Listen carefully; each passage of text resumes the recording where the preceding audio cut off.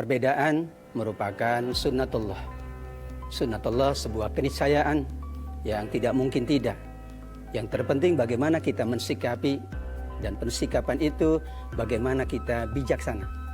Sehingga kita bisa merawat perbedaan dan merawat kebaikan di bangsa yang kita cintai ini. Dan mudah-mudahan justru dari perbedaan itu kita mendapatkan kekuatan, kita mendapatkan kekayaan di dalam mengembangkan kreativitas dan juga inovasi-inovasi yang lain.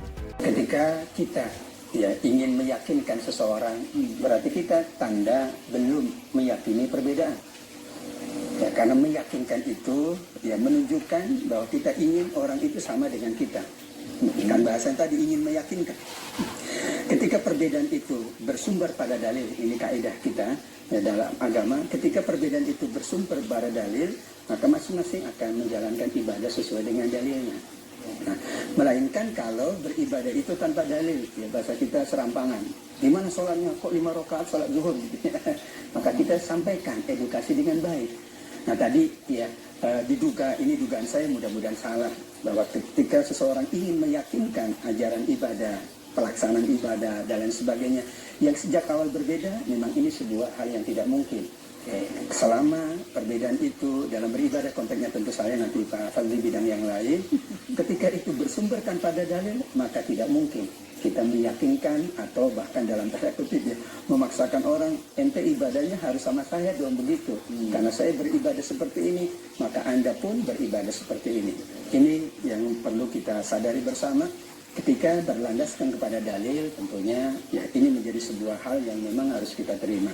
Yang kedua, perbedaan ini ketika kita ingin meyakinkan seseorang, maka tujuan kita apa? Nawaitunya innamal a'malu binniyat. Nawaitunya itu adalah ingin menyampaikan pengayaan.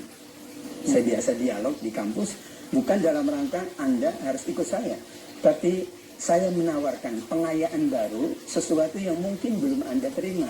Nah, ketika orang itu memahami ini pengayaan, ini tambahan, ini tambahan informasi, tambahan edukasi, pencerahan, maka ini sebuah hal yang sangat baik, sehingga dia akan lebih kaya lagi, lebih bijak lagi, dan lebih matang lagi. Baik. Kalau Pak Kiai menyorot dari sisi perbedaan fikih barangkali. Baik, betul. Pak Fadli, ini luka lama dari sisi politik bagaimana nih? Ya, menurut saya tergantung kasusnya dan seperti apa situasinya gitu ya. Memang saya katakan tadi, kita sudah mempunyai satu sistem di dalam berkompetisi. Ada aturan main. Tetapi ketika aturan main itu misalnya terlanggar atau ada kecurangan, ada money politics atau ada yang lain-lain yang dianggap itu bertentangan dengan aturan yang sudah disepakati bersama, ini yang biasanya akan menimbulkan ekses-ekses. Kalau misalnya berkompetisi ini anggaplah 2 orang, 2 kandidat, mau kepala desa, mau wali kota, gubernur atau presiden, gitu ya, dan dua-duanya punya integritas, punya komitmen untuk bermain dengan bersih gitu ya, dan kemudian sistemnya diatur sedemikian rupa, tidak ada ikut campur dari pihak lain, dari misalnya wasitnya gitu ya, yang ikut campur main gitu, ikut bertanding atau menentukan skor gitu ya. Itu menurut saya kalau tidak ada itu dan ini berjalan dengan fair, saya kira tidak ada ekses. Orang akan mudah menerima perbedaan, menerima kekalahan. Ya sudah, memang calon yang kami pilih ini kalah karena memang calon ini lebih unggul, lebih mumpuni, lebih hebat gitu ya. Tetapi masalahnya seringkali bukan di situ. Ekses-ekses itu selalu timbul karena aturan main yang normatif ini tidak dijalankan. Ini masalahnya menurut saya. Jadi perbedaan ini harus di-manage, perbedaan ini harus diatur sedemikian rupa. Karena akan menimbulkan perpecahan, permusuhan, dan lain-lain eksesnya. Saya kira itulah kita tidak boleh main-main dengan aturan main yang adil gitu ya. Dan dari norma maupun dari pelaksanaannya. Saya kira dulu juga dalam menertibkan order dulu Rasulullah kan membuat piagam Madinah ya dari awal. Membuat piagam Madinah, menempatkan order. Semua orang yang berada di dalam order piagam Madinah itu merasa diperlakukan dengan adil. Mau dia Muslim, mau dia Kristen, mau dia Yahudi gitu ya. Dan saya kira Itu adalah contoh yang luar biasa, yang hebat gitu ya.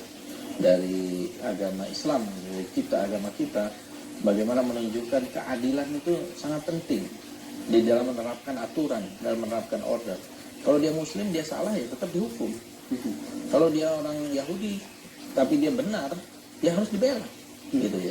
Jadi menurut saya itu cara menerapkan aturan dengan adil, gitu.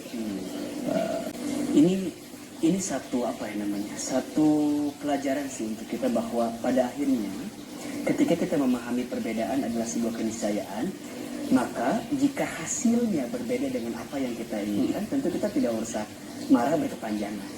Benar sekali oleh Allah, namanya ar-ruh. Bahasa hadisnya al-qalb. Idza soluhat soluhal jasadu kullu wa idza fasadat fasadal jasadu kullu. Jadi inti yang kemudian nanti ya, berkontribusi besar dalam mengharmonikan, dalam membersamakan, dalam menyatukan perbedaan itu adalah hati. Jika itu baik, kata Rasul Sallallahu Alaihi Wasallam, maka baiklah seluruhnya. Jika itu buruk, maka buruklah seluruhnya. Maka ini bagian dari otokritik kita. Kalau kita berkaca kepada pandangan ya, Imam Al-Ghazali rahimahullah dalam kitab Ihya, bahwa setiap orang ketika berbeda itu mengembalikan kepada dirinya. Karena kebenaran yang kemudian dianut itu juga menjadi tanda tanya. Kecuali kebenaran-kebenaran itu bersifat absolut. Ya, kebenaran Quran bersifat absolut. Kebenaran hadis saja yang sahih yang bersifat absolut. Dan nanti ada jenis-jenis hadis.